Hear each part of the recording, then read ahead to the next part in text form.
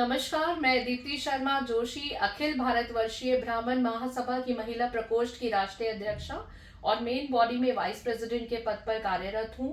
और मेरे साथ आज बहुत ही जाने माने प्रसिद्ध चित्रकार, मूर्तिकार और कलाकार माननीय महेश वैष्णव जी उपस्थित है, अपने एक बहुत ही प्यारे चित्र के साथ, ऐसे स्वरूप के साथ जो बहुत ही बड़ा रूप लेने जा रहा है बहुत ही शीघ्र ही, क्योंकि 2024 के इलेक्शंस हो चुके हैं और इलेक्शंस का एक दिन ही निकला है कि हमें पता है इस बार हम बीजेपी में बहुमत रूप से, प्रचंड रूप से, जो विश्व की सबसे बड़ी पार्टी है भारतीय जनता पार्टी, फिर से माननीय यशस्वी प्रधानमंत्री श्री नरेंद्र मोदी जी को फिर से पुनः स्थापित कर रही है प्रधानमंत्री के योग्य पद के लिए।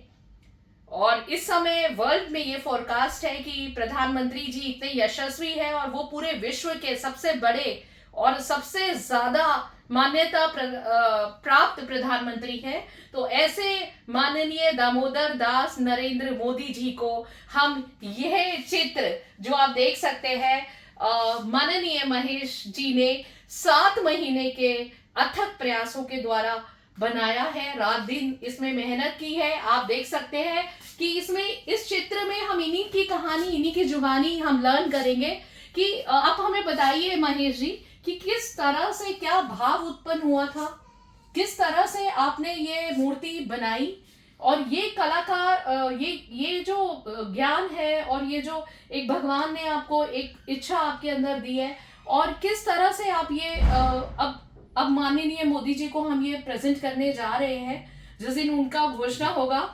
4 जून बहुत पास आ गया है और 4 जून से पहले हम आज ये घोषणा कर रहे हैं मेरे माध्यम से और ऐसे बहुत बड़े बड़े लोगों के माध्यम से जिनसे हमने रिक्वेस्ट की है, क्योंकि हम ये चाहते हैं कि ये माननीय मोदी जी को सौंप दी जाए उनके विजय दिवस पे, और ये जो जहां पर स्थापित करने की जगह है राम मंदिर जी में, तो ये मूर्ति वहां पे लगे, ये ऐसा महेश जी मानते हैं। और मेरे को लगता है कि भगवान जी को अपना जगह पता है, राम जी जहां चाहेंगे वहीं बैठेंगे, ये तो भगवान के ऊपर है। आप प्लीज बताएं कि किस तरह से आपको प्रेरणा मिली और क्या क्या इसमें आपने डिजाइनिंग बनाई है और इसके माध्यम से आप क्या मैसेज देना चाहते हैं जी। ये पिछले साल जून महीने में जी। 7 तारीख को मुझे सुबह का स्वप्न हनुमान जी ने दिया और उन्होंने कहा मेरे प्रभु की पेंटिंग बना। तो मैं पेंटिंग तो हमेशा बना ही रहा हूँ सबके, पर मुझे लगा कि हनुमान जी ने कुछ विशिष्ट, कोई अलग से कुछ बनाने का मुझे आदेश दिया है।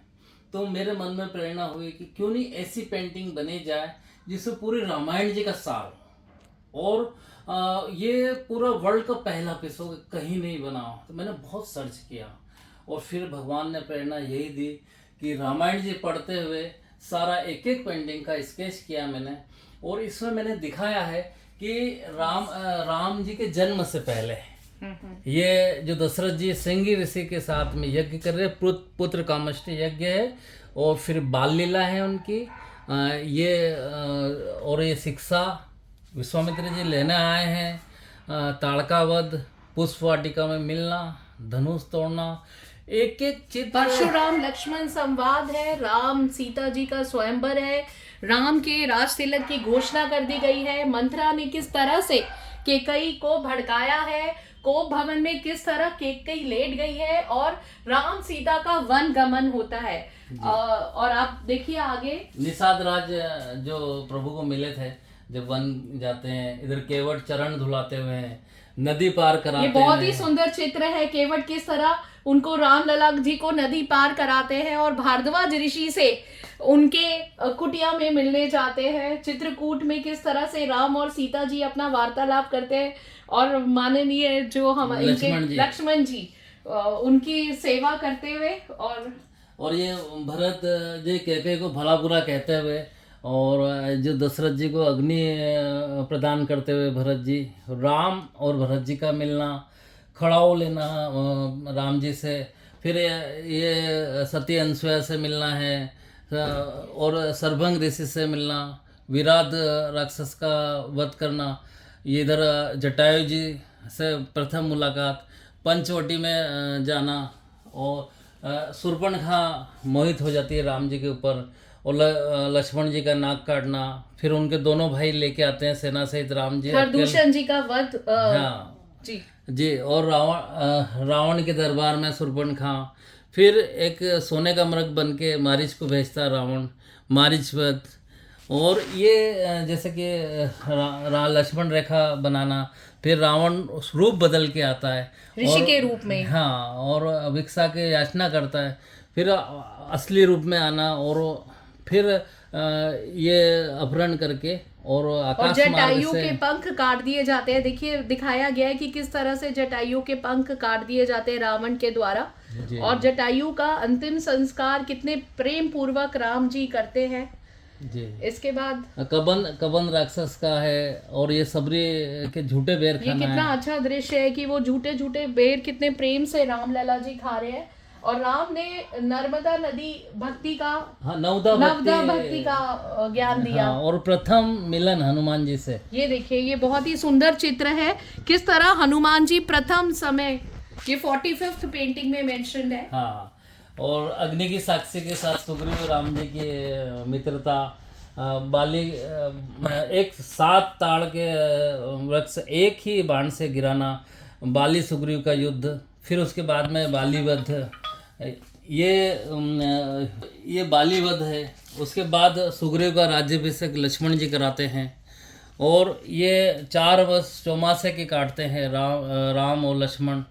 और जब सुग्रीव भूल जाता है तो उसको याद दिलाने के लिए लक्ष्मण जी गुस्सा करते हैं, और ये सारी योजना बनाते हैं कैसे ढूंढे। ये देखिए किस तरह से बानर सेना को इकट्ठा करके राम जी ने लक्ष्मण जी के साथ बैठकर पूरी बानर सेना के साथ एक रणनीति तैयार करी थी कि किस तरह से माँ सीता को खोजा जाए, और वन देवी से मिलके उनसे प्रार्थना की गई थी। ये भी बहुत अच्छे से दिखाई है, और मैं समझती हूँ कि आपने राम चरित्रमानस को पढ़ा है, पढ़ के स्केच किया है, और कई बार तो स्केच नहीं समझ में, 4-4 5-5 बार बहुत बार पढ़ना पड़ा है, हाँ, ये समझने के लिए कि कौन सी सबसे इम्पोर्टेंट ऐसा चित्र है जिसके द्वारा हम संपूर्ण रामचरितमानस को एक कैनवस में लेके आ सकते हैं। इसके आगे समुद्र के पास जैसे वन देवी ने डायरेक्ट समुद्र के पास पहुंचा दिया था, जैसे आंख बंद करने के लिए बोला था।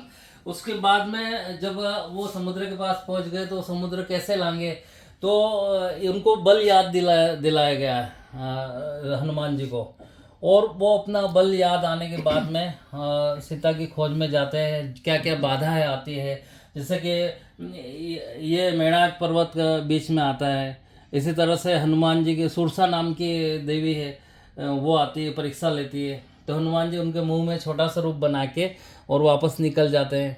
और ये छाया राक्षस से पकड़ती है, यहाँ से पार होते इसको मार के, फिर लंकनी ने रास्ता रोका, उसको सबक सिखाते हैं। और फिर विभीषण जी से मुलाकात होती है, वो देखते हैं कि यहाँ राम जी का भक्त कौन है, तो ब्राह्मण बन के जाते हैं हनुमान जी। और सीता जी के यहाँ पर वो ऊपर पेड़ है, वहाँ पे छोटा सा रूप बना के बैठे हुए हैं, और रावण आता है सीता जी को धमकाता है, और रावण के जाने के बाद में अंगूठी गिराते हैं और अंगूठी देते हैं उनको, और सीता जी का भ्रम दूर करने के लिए विराट रूप दिखाते हैं अपना। हाँ जी। और फिर उसके बाद पुष्प अशोक वाटिका में तहस-नहस स्टार्ट करते हैं। हाँ जी।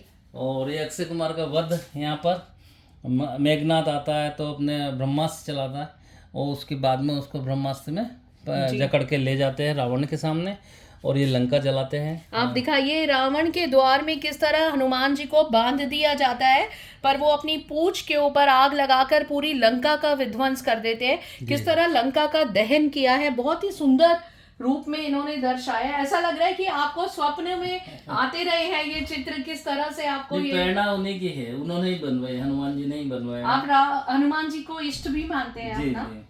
और ये जैसे चूड़ामणि लेते हैं कि भाई मैं तो वहाँ से लेके आया था कुछ निशानी, आप भी कुछ दीजिए। हाँ जी। और वो चूड़ामणि ले जाके राम जी को देते हैं। हाँ जी। और फिर राम जी को लेके समुद्र तट लेके आते हैं हनुमान जी। वहाँ पर ये रामेश्वर जी के रामेश्वरम का शिवलिंग की स्थापना की जाती है, और उनकी पहले पूजा की जाती है। फिर विभीषण को निकाल देते हैं रावण, तो राम जी की शरण में आते हैं और ये समुद्र से रास्ता मांगते हैं सबसे पहले। ये देखिए, ये बहुत ही सुंदर दृश्य है जो हमने देखा है कि रामेश्वरम पे जो पुल बना है, राम का नाम अंकित करके इन पत्थरों को पूजा करके स्थापित किया गया था और बहुत ही बड़ा एक सेतु तैयार किया गया था। जी जी। फिर वो समुद्र 3 दिन तक रास्ता नहीं देते तो उन पर क्रोध करते हैं, तभी बताते हैं कि नल नील नाम के 2 वानर है आपके सेना में, तो वो हाथ लगाएंगे तो ये पत्थर दिखाइए, में। पास से दिखाइए कि किस तरह से राम जी की सेना सहित वो लंका पहुंचे। रावण की सभा में अंगद जी मिलते हैं, जो कि अंगद ने रावण की सभा में बहुत बड़ा पाव जमाया और बोला कि इसको हिला के आप दिखाइए। जी जी जी। और फिर युद्ध चालू होता है, तो वज्र मुष्टि को अक्षय कुमार का वध हो गया है। ये तो हो गया। जी। तो वज्र मुष्टि को मारा है सुग्रीव ने, फिर हनुमान जी ने दुर्मुख को मारा है, और लक्ष्मण जी ने प्रहस्त राक्षस को मारा है, और राम जी ने मरकाक्ष को मारा है। और इनके रावण मरने ने के बाद कुंभकर्ण को जगाया। ये देखिए, कुंभकर्ण नींद में थे, 6 महीने जगते थे, 6 महीने सोते थे। तो जिस समय वो सो रहे थे उन्हें ढोल नगाड़े बजाकर जी जगाया गया है, उन्हें बहुत सारा कुछ खिलाया गया है। उसके बाद जब वो सेना युद्ध करना आते तो सेना को तहस नहस कर देते हैं, वानर सेना को तहस नहस कर देते हैं, और तब राम जी खुद आके और उनका वध करते हैं कुंभकर्ण का। और फिर लक्ष्मण जी और मेघनाथ का बहुत जोरदार युद्ध होता है, शक्ति लगती है, शक्ति मार देते हैं मेघनाथ लक्ष्मण जी को। तब हनुमान जी वो पूरा मतलब सुसैन वेद को घर से ही उठा के लेके आते हैं, और फिर वो बताते हैं कि संजीवनी बूटी हिमालय में मिलेगी। तो वो कालनेमी राक्षस को भेजते हैं, तो रावण भेजता है, तो हनुमान जी उसका वध करते हैं। और इधर फिर जब वो जाते हैं अयोध्या से ऊपर, तो भरत जी सोचते हैं कोई ना कोई संकट है, दैत्य है, तो बाण मार के हनुमान जी को नीचे गिरा देते हैं। और फिर ये यहाँ पर मेघनाथ और लक्ष्मण का युद्ध है। जब मेघनाथ को ज्ञान हो जाता है कि अगर जब ये त्रिशूल है महादेव का और बड़ी बड़ी शक्तियाँ इनके परिक्रमा करके चली जाती है, तो उनको ज्ञान होता है कि ये भगवान है, तो ये रावण को बताने आता है मेघनाथ।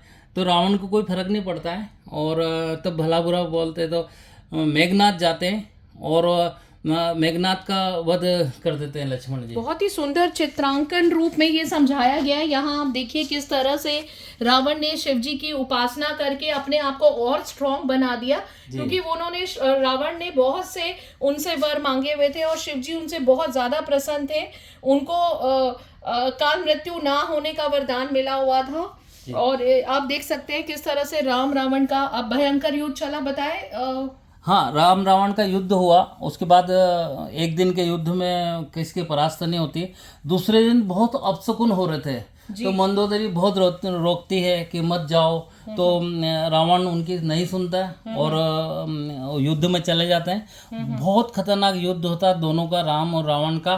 और यहाँ पर रावण के को मार देते हैं राम जी, और ये रावण मृत्यु से यहाँ पे सोया हुआ है, रावण का वध हो गया है। उसके बाद में विभीषण का राज्याभिषेक, और ये सीता माता की अग्नि परीक्षा दिखाई है। और फिर जो विमान से, पुष्पक विमान से ये अयोध्या के लिए रवाना प्रस्थान किया जाएगा। इसके अलावा भारद्वाज ऋषि जी से मिले राम जी और बहुत ही खुश हुए, और हनुमान जी ने भरत जी को सूचना दी, क्योंकि एक भी दिन अगर ऊपर हो जाता तो भरत जी चिता में बैठ के अपना और लास्ट आप देखिए कि किस तरह से राम आए, अयोध्या मनाई दीपावली, और ये देखिए इस तरह से हमारे राम लला स्थापित हो गए। जो अब आप देख रहे हैं अयोध्या में राम मंदिर बन चुका है, और राम लला बहुत ही प्रखर रूप से इतने बड़े मंदिर में बैठ गए हैं, विराजमान हो गए हैं, और मोदी जी का बहुत ही बड़ा योगदान रहा है इस चीज में। और ये 108वीं पेंटिंग है।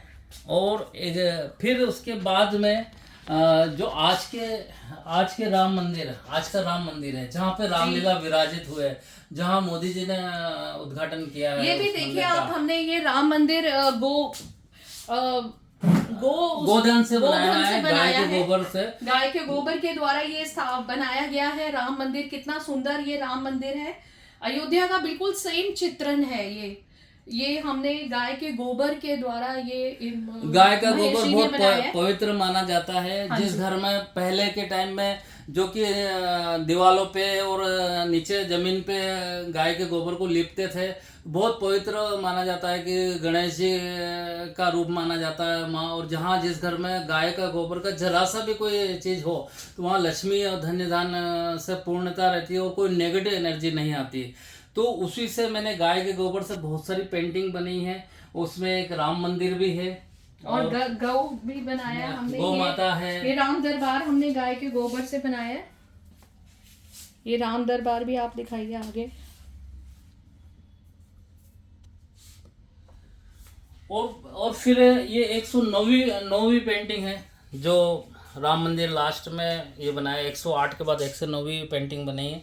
और जो बाहर का फ्रेम लगा हुआ है साक्षात हनुमान जी का ही रूप है कि अंदर भी हनुमान जी और बाहर भी हनुमान जी। तो ये सिर्फ फ्रेम नहीं है, ये साक्षात हनुमान जी है इस पेंटिंग के साथ। और ये पेंटिंग खुद अपना स्थान जरूर अपना लेगी जहाँ लगना है। महेश जी तो हमेशा चाहते हैं कि ये पेंटिंग हम जैसे ही राज तिलक हम अपने माननीय यशस्वी प्रधानमंत्री माननीय दामोदर दास नरेंद्र मोदी जी का करने जा रहे हैं 4 जून को। और बड़े रूप में 400 पार वोट के साथ जीत रहे हैं। और बीजेपी तो ऑलरेडी वर्ल्ड की एक सबसे बड़ी पॉलिटिकल पार्टी के रूप में आई है और हमारा देश सोने की चिड़िया बनने जा रहा है। स्पिरिचुअलिटी में हम बहुत आगे बढ़ चुके हैं। हमारे सारे शक्तिपीठ और सारे ज्योतिर्लिंग आप देख सकते हैं किस तरह उनका सौंदर्यकरण हुआ है। और इतना सुंदर भव्य अयोध्या का राम मंदिर तो इस साल जनवरी में हमने देखा ही है किस तरह से लाखों असंख्य दीपक जला के हमने दीपावली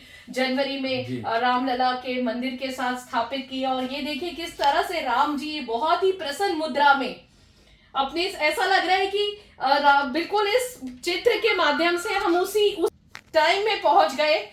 मैं बोल भी नहीं पा रही हूँ, इतना भारी हो रहा है मुझे बोलना, क्योंकि सच में ये जो इन्होंने बनाया है इसको देख के ऐसे आंखों में अश्रु से आ रहे हैं। क्योंकि रामलला ने कितने साल तपस्या करी, पहले 14 साल वन में तपस्या करी और अब इतने साल वो टेंट में बैठे रहे और अब जाकर स्थापित हुए। तो ऐसे युग पुरुष को माननीय नरेंद्र मोदी जी को मैं कोटि कोटि प्रणाम करती हूँ। और जो हमारे भाई की इच्छा है कि यह वाली इतनी इन्होंने अपने जीवन की मेहनत, जो हनुमान जी ने इनको श्रद्धा दी, रात को स्वप्न में आके बोला कल से आप पेंटिंग बनाओ। और ये एक अमूल्य बहुमूल्य पेंटिंग है जो हम माननीय प्रधानमंत्री जी को पेश करने जा रहे हैं और कोशिश करेंगे कि ये राम मंदिर में ही स्थापित की जाए।